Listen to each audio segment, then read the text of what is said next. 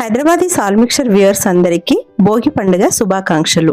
ప్రతి సంవత్సరం పుష్యమాసంలో సంక్రాంతి సంబరాలను జరుపుకుంటాము. ఈ సంక్రాంతి సంబరాలు 4 రోజులు జరుగుతాయి. అందులో మొదటిది భోగి పండుగ. అయితే ప్రతిసారి కన్నా ఈ సంవత్సరం అంటే 2025లో ప్రత్యేకమైనటువంటి విశేషతను కలిగి ఉంది. అది ఎందుకనంటే ఈ సంవత్సరం పుష్యమాసంలో పౌర్ణమి తిథిని కలిగి ఉంది. అలాగే ఆరుద్ర నక్షత్రం, శివుని యొక్క జన్మనామమైనటువంటి ఆరుద్ర నక్షత్రాన్ని కలిగి ఉంది.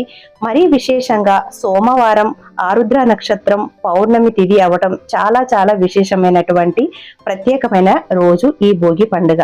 అందులోనూ భోగి ఇవన్నీ పండుగలు కలిసి రావటం చాలా విశిష్టతను కలిగి ఉంది ఈ పర్వదినం. పౌర్ణమి తిథిని కలిగి ఆరుద్ర నక్షత్రంతో ఉన్నటువంటి సోమవారం కనుక కలిసి వచ్చినట్లయితే ఆ రోజును శివముక్కోటి అని అంటారు. ఈ శివముక్కోటి రోజున చేసినటువంటి సంకల్పాలతో కూడినటువంటి పూజలు చాలా చక్కగా నెరవేరుతాయి. ఐశ్వర్యాన్ని భోగభాగ్యాలను పొందటానికి శివముక్కోటి రోజు శివారాధన ఎంతో మేలు చేస్తుంది. అందుకే శివముక్కోటి రోజున శక్తానుసారం భక్తితో ఏది సమర్పించినా అది 1,000,000 రెట్ల ఫలితాన్ని ఇస్తుందని చెప్తూ ఉంటారు.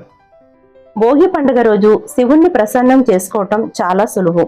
అది కూడా శివముక్కోటితో కూడినటువంటి సోమవారం ఆరుద్ర నక్షత్రం భోగి పండుగ కలిసి రావటం. ఇక బోలాశంకరుడు భక్తుల యొక్క మనోభిష్టాలు నెరవేర్చడంలో క్షణం కూడా ఆలస్యం చేయడని శివారాధకులందరికీ తెలిసే ఉంటుంది కదా. ప్రతి సంవత్సరం వచ్చేటువంటి భోగి పండుగ రోజున శివుడికి రేగుపళ్లతో అభిషేకం చేసినట్లయితే సులువుగా ప్రసన్నుడవుతారు. రేగుపళ్లను బదరీ ఫలం అని కూడా అంటారు. శివుణ్ణి ప్రసన్నం చేసుకోవడానికి నవనారాయణులు బదరికా వనంలో ఘోర తపస్సు చేసి ఆ సమయంలో దేవతలు వారి తలల మీద బదరీ ఫలాలని కురిపించారని చెబుతూ ఉంటారు. ఆనాటి సంఘటనకు ప్రతీకగా పిల్లలను నారాయణుడిగా భావించి భోగి పండ్లను పోసే సాంప్రదాయం వచ్చిందని ప్రతీది.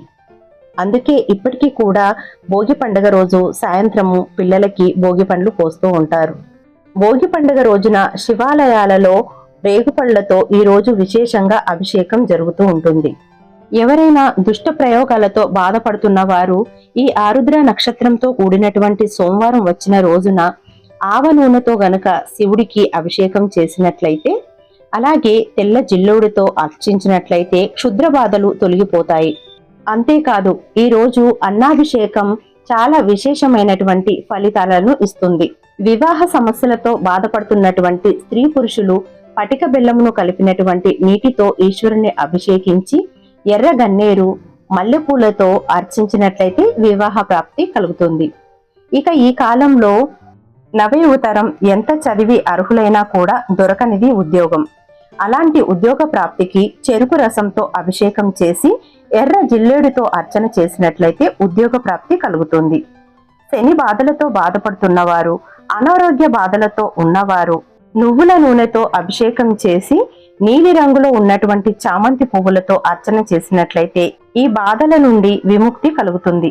సకల విధాల సౌభాగ్యాలు కలగాలి అనుకునేవారు, పనులన్నీ నెరవేరాలి సంకల్పం చేసుకున్నాయి అనుకున్నవారు పంచామృతాలతో అభిషేకం చేయాలి. అందుకే 2025 రోజున వచ్చినటువంటి ఇంతటి విశిష్టమైనటువంటి రోజున సమయం మించిపోయినప్పటికీ కూడా శివారాధన భక్తితో మనస్సులో అయినా చేసుకోండి, లేదా ఇంట్లో దీపారాధన అయినా చేసుకోండి. శివముక్కోటి రాకపోయినప్పటికీ కూడా ఆరుద్ర నక్షత్రం వచ్చిన రోజున మాత్రం అభిషేకం అర్చనలు చేసి స్వామివారి యొక్క కరుణా కటాక్షాలను పొందండి. ఇక ఈ వీడియో కనుక మీకు నచ్చినట్లయితే తప్పక లైక్ చేయండి, షేర్ చేయండి. అలాగే కొత్త వారైతే మన హైదరాబాదీ సాల్మిక్షర్ ఛానల్ ని సబ్స్క్రైబ్ చేసి బెల్ బటన్ ని ఎనేబుల్ చేయండి. మరో మంచి వీడియోతో మళ్ళీ కలుద్దాం. అందరూ బాగుండాలి, అందులో మనం ఉండాలి. సర్వే జన సుఖినో భవంతు. స్వస్తి. ఓం నమః శివాయ.